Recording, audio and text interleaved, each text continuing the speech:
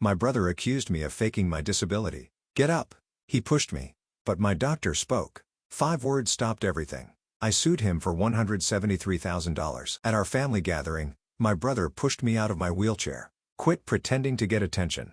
I lay on the ground and they all laughed. They were unaware that my doctor was directly behind them.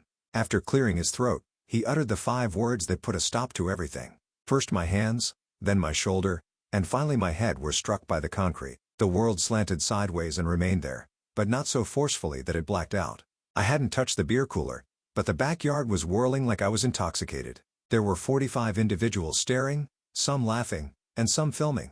Over me, my brother Luke stood with 2 beers, a red face from righteous rage, and a heaving chest. He yelled, "Stop faking for attention for everyone to hear." I lay on my aunt's patio's sun-baked concrete, loud enough for the neighbors 3 homes down to hear the axe getting old.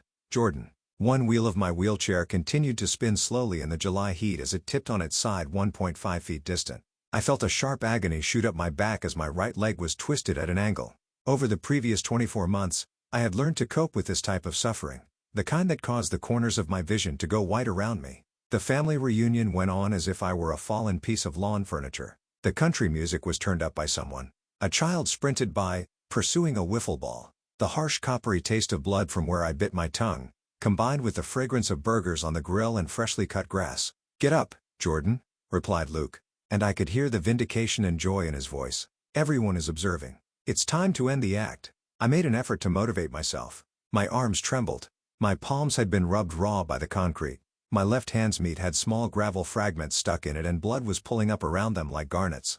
Luke said, "Look at him," turning to speak to our gathered family members as if he were a prosecutor. This concluded his argument. Since the accident that no one actually witnessed, he has been taking use of this wheelchair thing for the past 1.5 years. My mother answered, "I was there from among the people." She spoke in a shaky, unsure voice. The voice of someone who'd been beaten down by 1.5 years of family gatherings exactly like this one. Luke clarified, "You found him at the bottom of the stairs." The throng whispered, "Agreement? Consideration? That makes sense, doesn't it?" My cousin Caleb, 23, who worked at Best Buy and was still living with his parents, came forward from the family circle. "That's not the same thing as witnessing it. For all we know, he threw himself down on purpose." Heads nodded as the whispering grew louder. "Dude, I've seen him walk at the Jewel Oscar on Roosevelt Road last month. He was in the cereal aisle."